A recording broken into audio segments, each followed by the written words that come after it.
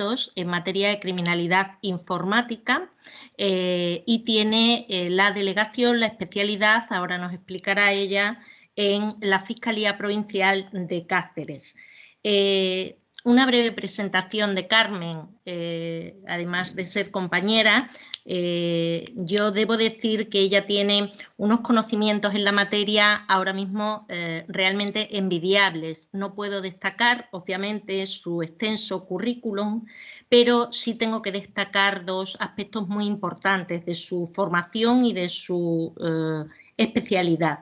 Ella ha sido experta designada por España en la 7ª ronda de evaluaciones de la Unión Europea para evaluar a Bulgaria sobre el cumplimiento de la normativa europea en materia de criminalidad informática para los años 2015 y 2016 y además representante de la Fiscalía Española en el proyecto Proteus, del que nos hablará, del Consejo de Europa en colaboración con Portugal, con Rumanía y con Eslovenia, con conferencias en Lisboa, en Bucarest, en Madrid, para la elaboración de un protocolo y guía de buenas prácticas para la protección de las víctimas en materia de delitos informáticos.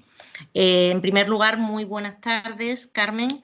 Muchísimas gracias por estar con nosotros. Sabes que para mí es especialmente emocionante tener contigo esta entrevista. Bienvenida. Muchísimas gracias, José. El honor es para mí porque podemos hablar de mi currículum, pero no tiene nada que envidiar al tuyo.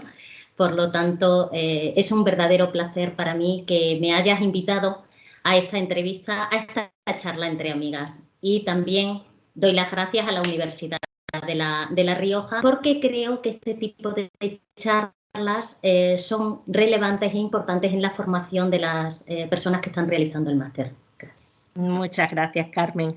Pues mira, al hilo de esta materia me gustaría comenzar ya sin dilación alguna sobre cuestiones que son muy interesantes para el estudio de nuestro tema. En este primer tema con los alumnos vamos a estudiar cuestiones relativas a la persecución y a la investigación de los ciberdelitos. Entonces, la primera pregunta que me gustaría plantearte es si puedes, para ir centrándonos, indicarnos de forma general pues, en qué consiste y cuáles son tus funciones actuales relacionadas con la criminalidad informática para ir centrando posteriormente el desarrollo de otras cuestiones. Pues mira, actualmente y dado que tanto el Estatuto Orgánico del Ministerio Fiscal en el artículo 18.3 como la Instrucción 2-2011 de la Fiscalía General del Estado señala que las funciones de los fiscales delegados no van a ser las mismas en cada provincia, sí que me gustaría adelantar que en la provincia de Cáceres el fiscal delegado asume específicamente todos los asuntos relativos a pornografía infantil, desde el momento en el que llega la noticia criminis hasta el momento en el que se archiva la ejecutoria. Es especialmente importante que el fiscal especialista esté en cada uno de los ítems, en cada uno de los momentos, para conseguir una eficacia en la investigación, para recabar las pruebas con respeto absoluto a los derechos fundamentales, con respeto absoluto a la legalidad, etcétera, etcétera, y al final, en lo que a la ejecución del delito se puede propugnar o se puede predicar, la rehabilitación de la persona que ha cometido un delito de estas características. Entonces, yo querría destacar, por encima de todo, la dedicación exclusiva a la pornografía infantil, sin perjuicio de que, respecto del resto de las materias, es nuestra obligación llevar a cabo un control y seguimiento. Es necesario, asimismo, mantener reuniones con la policía de manera anual, al menos con mucha acción con la entrega del móvil. Todos los policías dedicados a ciberdelitos tienen el móvil personal porque hay momentos en los que es necesario contactar inmediatamente con el fiscal especialista. Además, todos aquellos asuntos que tienen una especial relevancia. El último que hemos tenido hace 2 meses, una estafa informática en grado de tentativa de más de 3 millones de euros. Quiero decir, son cuestiones muy relevantes que necesitan ser asumidos por un fiscal especialista en la materia. Podemos decir, por lo tanto, podemos concluir que tú ostentas la jefatura a nivel de la Fiscalía Especialista en la provincia de Cáceres, para que centren toda la información que tú les vas a remitir los alumnos. ¿Es cierto? Es así. El nombre que nos otorgan es el de fiscal delegado. En cada fiscalía provincial existe un fiscal delegado y hay tantas delegaciones como provincias. Muy bien, muchas gracias. Ahora me gustaría preguntarte, ya entrando en materia. Bien, junto al delito en el mundo real tenemos el delito en el mundo virtual, y en esta materia, que es objeto de nuestro estudio, me gustaría diferenciar los términos cibercrimen, delito informático, delito tecnológico. ¿Cuál sería, en este caso, la denominación más adecuada a emplear? Y ¿es trascendente a nivel policial y a nivel judicial utilizar una u otra nomenclatura? Pues mira, en realidad la expresión delitos informáticos está muy extendida en España, pero no existe ni el Código Penal ni ninguna ley especial se refiere a los delitos informáticos, a diferencia de algunos estados norteamericanos o a diferencia del Convenio sobre cibercrimen de 23 del 11 del 2001, el Convenio de Budapest, cuyo título segundo sí que se refiere a los delitos informáticos, en el seno del cual se encuentra el fraude informático, la falsificación informática, la pornografía infantil, etcétera, etcétera. ¿Es importante la nomenclatura? Yo entiendo que no. Yo entiendo que no, porque es imposible que una sola denominación pueda abarcar la diversidad de delitos vinculados a las nuevas tecnologías, porque en realidad única y exclusivamente el nexo en común entre todos los delitos informáticos es ese, la vinculación a las nuevas tecnologías. No existe otro, porque puede ser que las nuevas tecnologías sean el objeto de la actividad delictiva. Estaríamos ante un delito informático. Pero puede ser, sin embargo, que simplemente sea la utilización del medio telemático para la comisión del delito. Estaríamos también ante un delito informático. Por ello, en España estamos utilizando delitos informáticos. En materia en Fiscalía hablamos de criminalidad informática, fiscales delegados de criminalidad informática, pero a mi juicio no tiene relevancia por ese motivo, porque hay una pluralidad de delitos Muy informáticos. importante esa apreciación. Me gustaría preguntarte entonces, ¿qué diferencia tendríamos entre un delito común y un delito informático? Pues mira, me gusta que me hagas mucho esa pregunta, porque en las primeras jornadas de especialistas, todos los años celebramos jornadas de especialistas en Madrid, una vez al año es necesario. Y en las primeras jornadas fue lo que se expresó. ¿Qué diferencia consideráis que existe entre un delito informático y un delito que no lo es? Y decía el ponente, ninguna. Todos los delitos pueden ser delitos informáticos. En aquel momento nos dijeron, claro está, el delito de homicidio no se podrá cometer a través de Internet, no se podrá cometer a través de las nuevas tecnologías. Ayer estuve viendo Homeland y en esta serie utilizaban una nueva tecnología para desfibrilar o provocar una fibrilación al Estados Unidos. Por lo tanto, en la actualidad podemos decir que todos los delitos pueden ser delitos informáticos. Una vez dicho lo cual, debemos señalar que podemos distinguir en el ámbito de los delitos informáticos tres supuestos. El primero de ellos, aquel en que el objeto es el propio sistema informático, las propias TICs. Es decir, estaríamos ante un delito de daños, de sabotaje, ante un descubrimiento y revelación de secretos por parte de empresas, un descubrimiento y revelación de secretos por parte de particulares, el acceso a datos.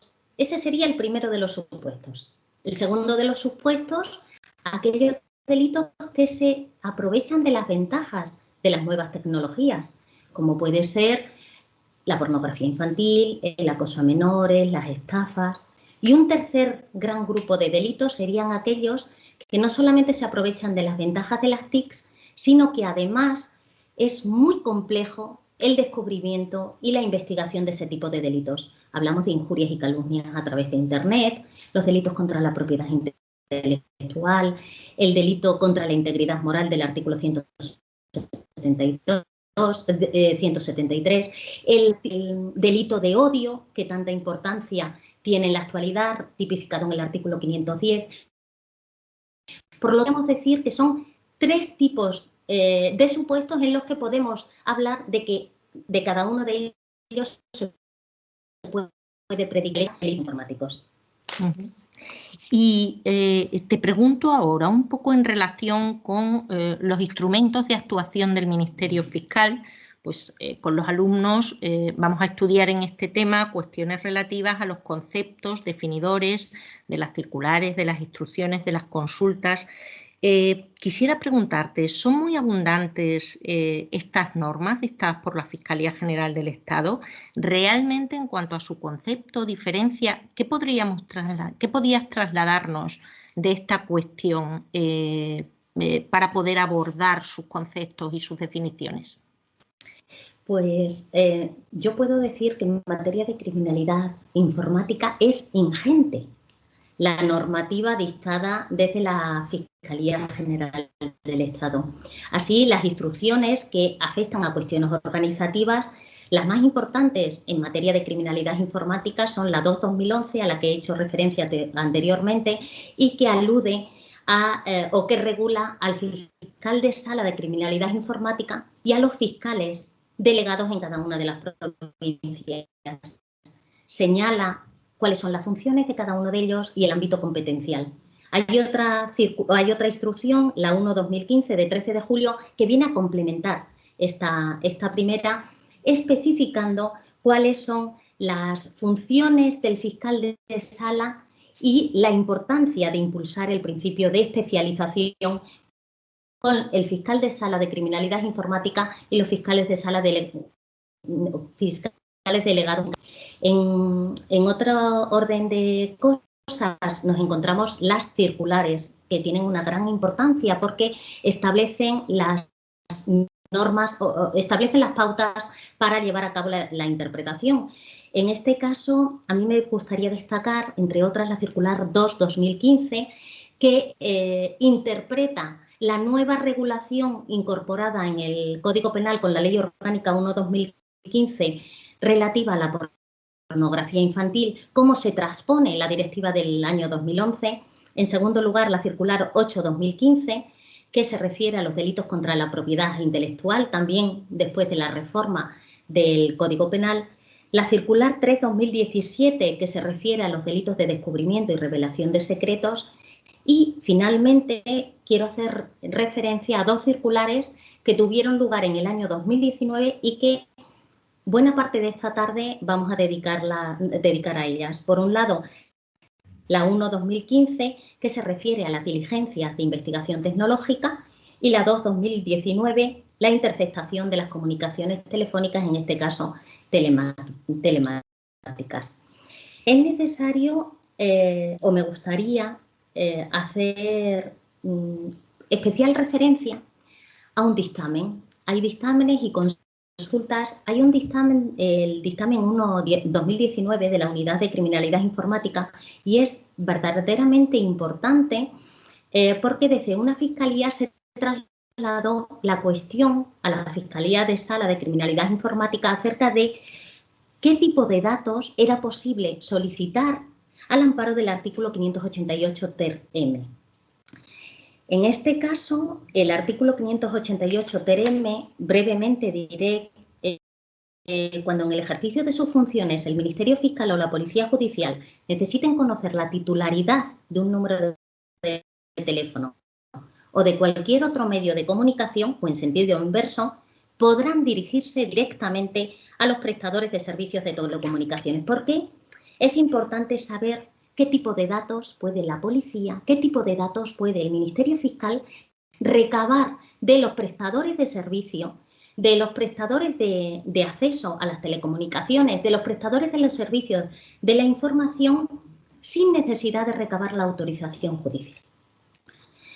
Para ello, debemos señalar que así como este artículo 588 TRM es clarísimo, porque dice, tanto la policía como el Ministerio Fiscal pueden pedir directamente a quién pertenece un número de teléfono y a quién, también pueden recabar a la identidad del móvil de la persona, conocer la titularidad, quién es el titular y simplemente que le faciliten el dato relativo a el número de teléfono. Pues bien, existen supuestos en los que la policía no conoce el número de teléfono y tampoco sabe quién es el titular. Entonces, en estos casos se permite, y así lo establece la Ley de Enjuiciamiento Criminal, que la policía, cuando necesite saber los datos de un abonado, pueda utilizar artificios técnicos directamente para recabar, para conocer lo que es el email, que es el código de identificación del terminal, o el IMSI, que es el código de identificación o que identifica al abonado. Una vez que ellos han recabado con esos artificios técnicos el email y el IMSI, lo que tiene relevancia en los supuestos de hurtos de móviles, con anterioridad a este dictamen se decía que era necesaria la autorización judicial para que solo solicitara esos datos a las compañías. Sin embargo, después de la reforma de la Ley de Enjuiciamiento Criminal, el dictamen 1.19, que yo les recomendaría a todos que se leyeran, lleva a cabo un razonamiento en virtud del cual considera que si el artículo 588 ter L permite a la policía recabar el email y recabar el IMSI, después nos iríamos simplemente al siguiente artículo, al 588 ter M. Es decir, la policía ya tiene ese dato y solamente necesita recabar quién es su titular. Es muy importante, decía, sobre todo en los supuestos de hurtos de móviles. ¿Cuántas veces conocemos que a una persona le han sustraído el móvil? Con anterioridad a esta reforma era necesario siempre una autorización judicial y la policía estaba continuamente recabando autorizaciones judiciales. Sin embargo, desde la reforma y desde la interpretación que se lleva a cabo a través de este dictamen, conocemos que es una facultad que tiene la policía sin necesidad de recabar la autorización judicial. Me ha parecido fenomenal, clarísima la exposición y además yo creo que muy interesante tanto por los efectos prácticos que tiene como por esa reforma que implica o esa modificación. Al hilo precisamente de la respuesta que me estabas dando, me gustaría preguntarte, ¿las instrucciones, circulares y consultas son exclusivamente de uso interno para el Ministerio Fiscal? O, por ejemplo, ¿la policía puede tener acceso a esos estudios? Eso creo que sería interesante, no sé, una pregunta que se me ocurre al hilo de tu intervención. ¿Conoce esos estudios o son de uso interno exclusivo para los fiscales? Pues me parece muy, muy interesante esa pregunta. Todos los años, cuando celebramos la reunión con la policía en la Fiscalía en Cáceres, uno de los primeros aspectos o uno de los primeros puntos del día es la entrega de la memoria de la Fiscalía. Y además de la entrega de la memoria de la Fiscalía, se les da traslado de las conclusiones de las jornadas, de los aspectos que aparecen recogidos fundamentalmente en las circulares y en los dictámenes.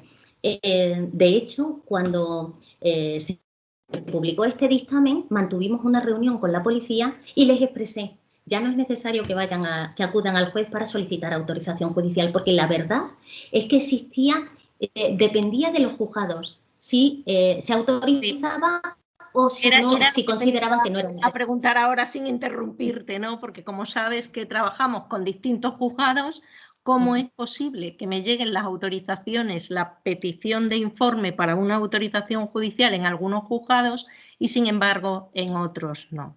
Está claro, ¿no? Por lo que estás diciendo. Exacto. De todas maneras, forman un cuerpo doctrinal, la doctrina del Ministerio Fiscal y cada vez más tiene importancia para los juzgados y tribunales. En algunas ocasiones, cuando en determinados temas específicos, los propios magistrados me han preguntado, por favor, ¿tienes alguna circular relativa a este tema? Sí, y ya ni siquiera es necesario, porque en fiscal.es aparece publicado toda la normativa del Ministerio Fiscal. Muy bien, fenomenal. Vamos a seguir avanzando porque me parece muy interesante cómo estamos profundizando en algunos temas. Ya has mencionado en varias ocasiones la creación de la Fiscalía Especial en esta materia. Yo te pregunto, ¿era necesaria? ¿Por qué esa necesidad de la Fiscalía Especialista en materia de estos delitos? Pues mira, yo quería especificar o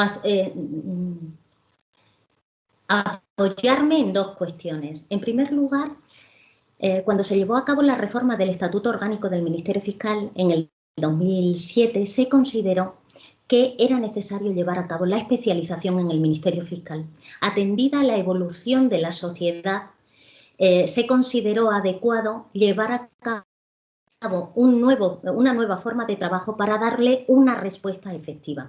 No debemos olvidar que el Ministerio Fiscal, una de las misiones y funciones que le otorga la Constitución en el artículo 124, es la de la defensa de todos los derechos de los ciudadanos y del interés público tutelado por la ley.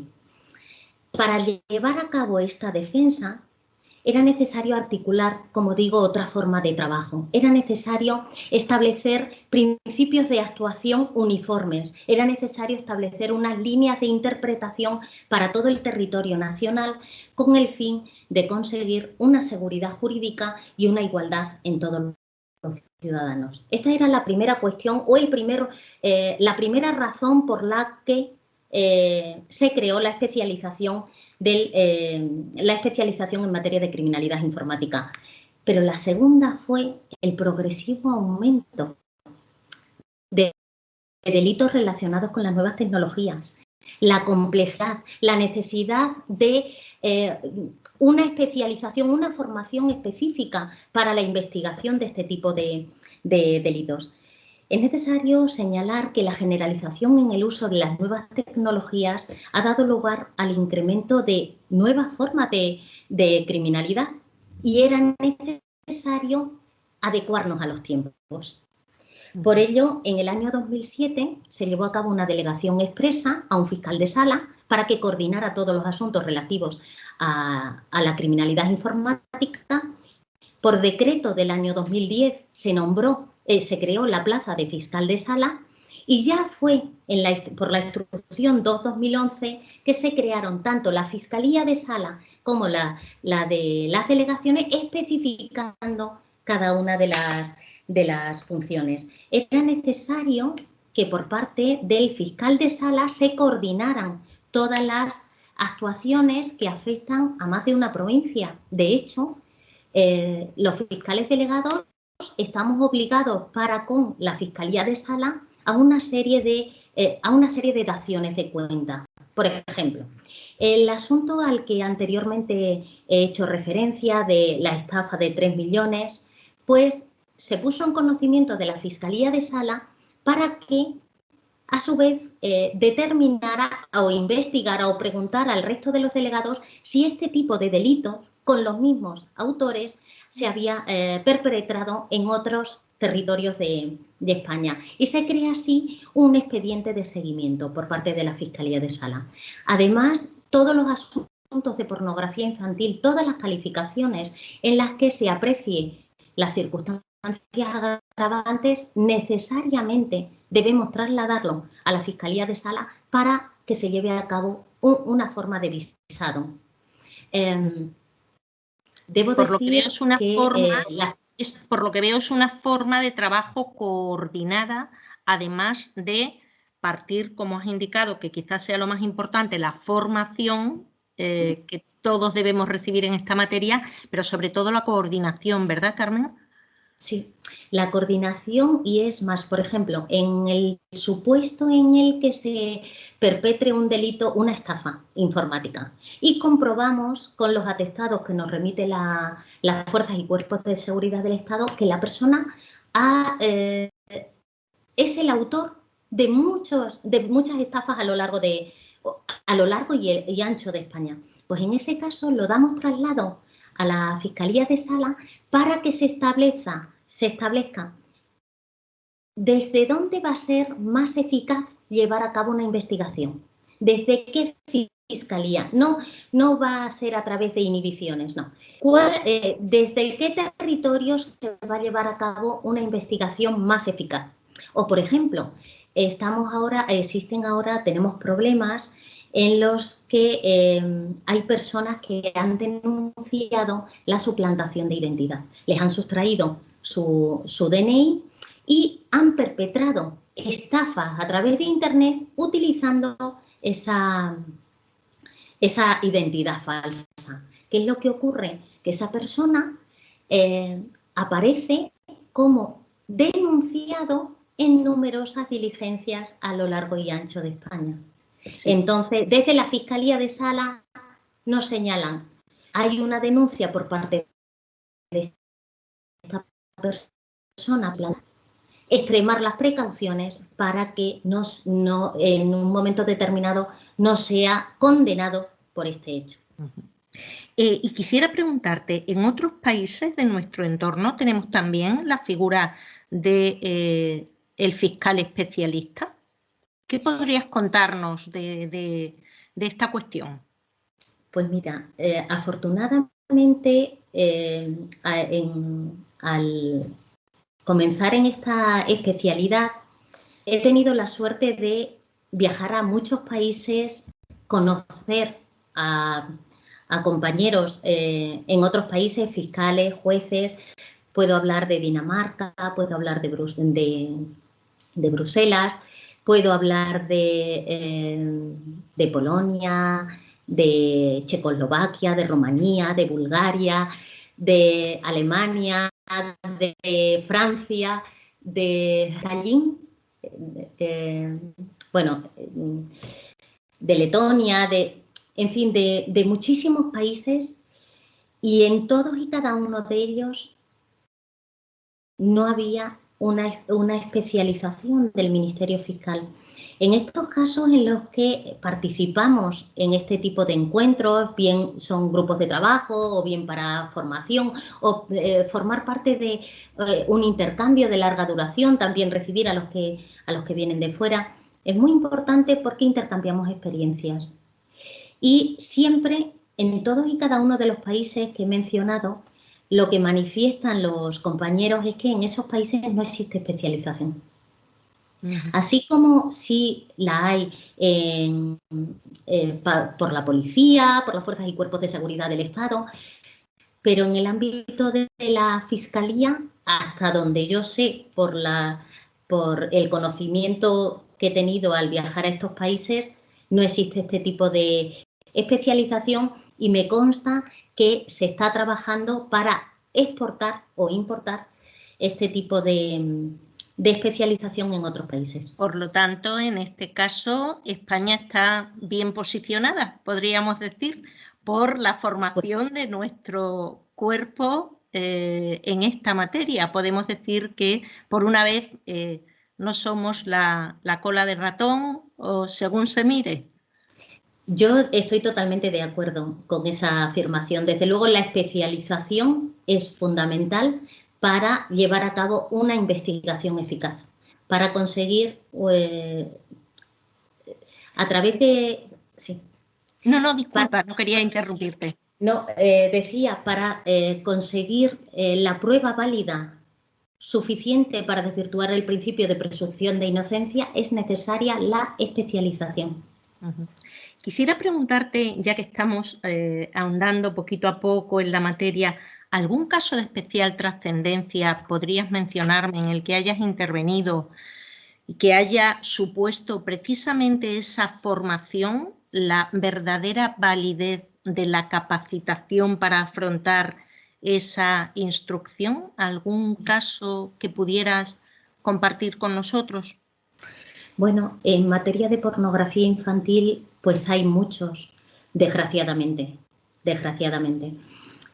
Uno de ellos se trataba de un administrador de una página de internet en la que se elaboraba pornografía infantil. Fue una operación a nivel internacional. La denuncia venía desde Australia, que llegó al FBI y desde el FBI la reportaron a los distintos países. Y en este caso había varios imputados, había varios administradores. Uno de ellos fue el español, otro era de Holanda y fue muy gratificante en el sentido de que ibas comprobando cómo todo aquello respecto de lo que estás recibiendo la formación en Madrid, cómo se lleva a cabo la detección de la IP a través de los rastreos, cómo se lleva a cabo con posterioridad la autorización judicial, cómo nos lo traen a España. Y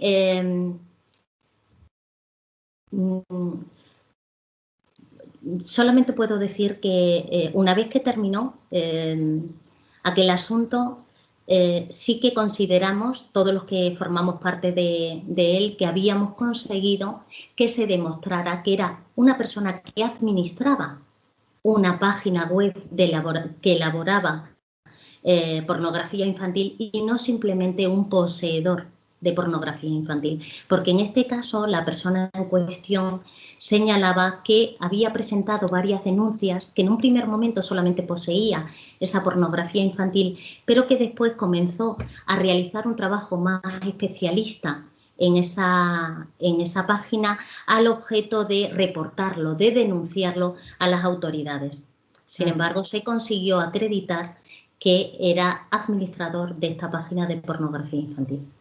Sin esa formación, esa capacitación y esa coordinación por parte de la Fiscalía, por supuesto también por parte de las fuerzas y cuerpos de seguridad del Estado, quizás esa investigación no hubiera tenido el éxito que tuvo en términos policiales y judiciales. Totalmente convencida de que no lo hubiera tenido. Además, siempre que tenemos charlas o tenemos reuniones, cada muy poco tiempo vienen las fuerzas y cuerpos de seguridad del Estado allí a Fiscalía y yo siempre se lo traslado. Es un equipo, formamos parte o somos distintas partes de un engranaje. Las fuerzas y cuerpos de seguridad del Estado, que son las que detectan, las que investigan el delito, pero también después está el Ministerio Fiscal, que es el encargado, respetando todos los derechos, de traer toda esa investigación al seno del procedimiento. Al hilo de esta cuestión, la pregunta que te iba a hacer, y creo que la respuesta es obvia, es si la coordinación, la comunicación, el trabajo diario con los cuerpos policiales entre el Ministerio Fiscal y la policía es una actuación directa, sin intermediarios de intercambio de información, es una comunicación fluida a nivel profesional. ¿Funciona ese hilo conductor? Desde luego que funciona. Desde luego que funciona. En un primer momento, bueno,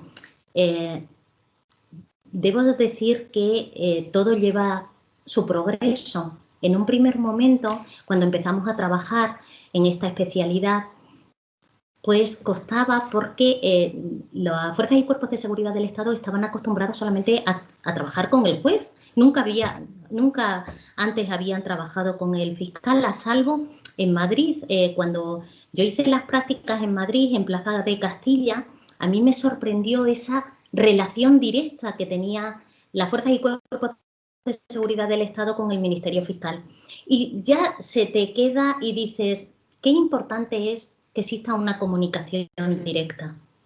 En el supuesto este de la estafa, los propios miembros de las fuerzas y cuerpos de seguridad del Estado han venido a Fiscalía a exponérmelo, entregándome en mano el atestado y informando de todo lo que había ocurrido y de todo lo que iba a ocurrir en el futuro. Me gustaría preguntarte ahora, vamos a pegar un poquito un salto internacional. ¿En qué consistió tu participación en Proteus? ¿Cómo trabajasteis? ¿Qué hacíais? Bueno, fue una experiencia maravillosa, la de Proteus. Yo debo decir que, y esto es de ámbito personal, yo siempre había estudiado francés, no había estudiado nunca inglés, jamás.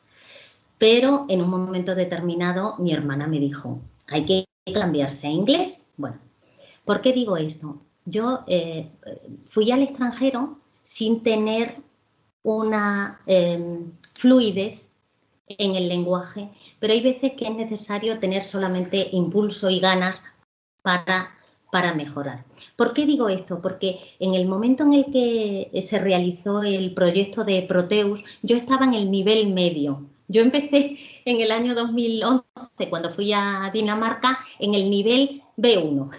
Pues ya cuando estaba en el Proteus era un nivel medio, pero todavía no tenía la suficiente fluidez. ¿Por qué digo esto? Porque fue una experiencia maravillosa. Todas las personas con las que me relacioné, por supuesto, solo en inglés, con la suficiente paciencia como para decir, venga Carmen, que vamos adelante. En cualquier caso, esto es simplemente a título personal, pero en el ámbito profesional fue muy interesante porque además de estar en diversos países, todo formaba parte de un programa, teníamos que dar charlas como has expresado antes, en diversos países, incluso en Madrid. Yo les invité a Madrid y fue justo una ola de calor, un julio de aquel año, que aquello fue horroroso. Bueno, el caso es, pero salió todo muy bien, afortunadamente.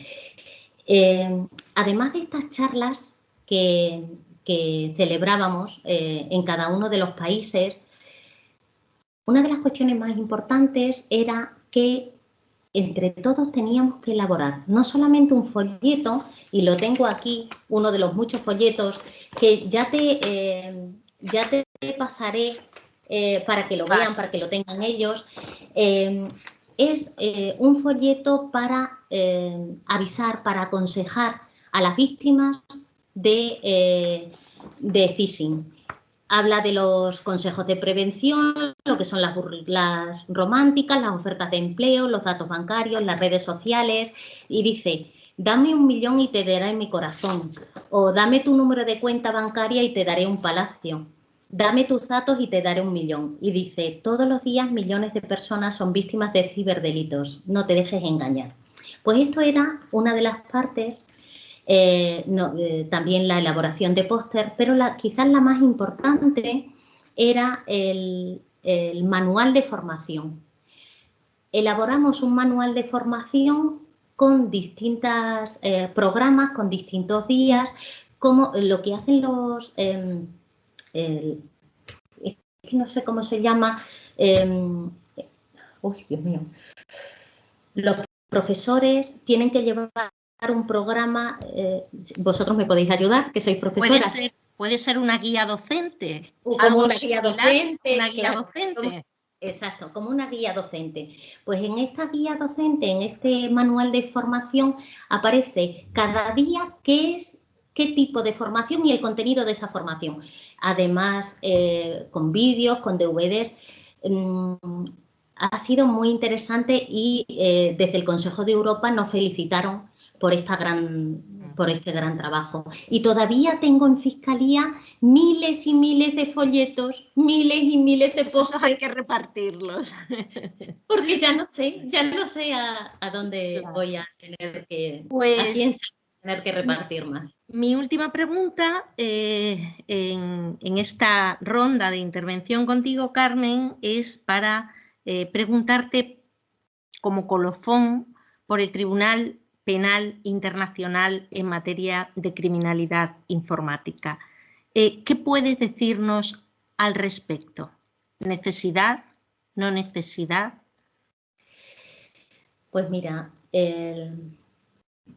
cuando en 1998 se aprobó el Estatuto de Roma y se señalaba específicamente cuáles eran los delitos de los que debía conocer la Corte Penal Internacional, que eran los de genocidio, guerra, agresión, que todavía no está especificado, y el de lesa humanidad. Afortunadamente tuve la oportunidad de acudir a verlo mientras se estaba celebrando un juicio en La Haya, en los Países Bajos.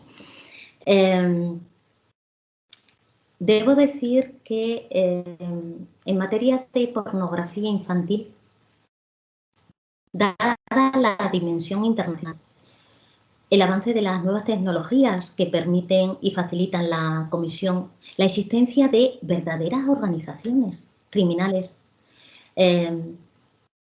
Se trata de crímenes muy graves, de gran trascendencia internacional, y entiendo que quizás en el apartado de lesa humanidad podría tener cabida. Claro, es necesario que sea a una población, a un conjunto de población. Normalmente lo que nos encontramos en pornografía infantil son organizaciones criminales que secuestran a niños, pero no a grandes grupos, no a una población completa. Ahí sí tendríamos el problema para que fuese o pudiera ser competencia de la Corte Penal Internacional. Lo que sí es cierto es que debería existir un organismo a nivel internacional que juzgara la elaboración de pornografía infantil por parte de organizaciones criminales. Porque en el caso en el que he puesto anteriormente, la condena en España no fue la misma que la condena en Holanda. En Holanda solamente se le condenó a 2 años de prisión y era la persona que había creado, era la persona que había inventado esa página web. Y después al de España, que era el administrador, ya se le condenó a 6 años de prisión. Y se le condenó a 6 años de prisión por haber colaborado, porque había facilitado las claves para que se pudiera entrar en su ordenador. Por lo tanto, yo creo que sería necesario una idéntica respuesta punitiva en este tipo de delitos. Y para ello, un tribunal de justicia internacional y de carácter permanente sería, a mi juicio, sería lo deseable. Muy bien, pues muchísimas gracias, Carmen. Ha sido esclarecedor y muy interesante tu intervención. Muchísimas gracias. Gracias a vosotros.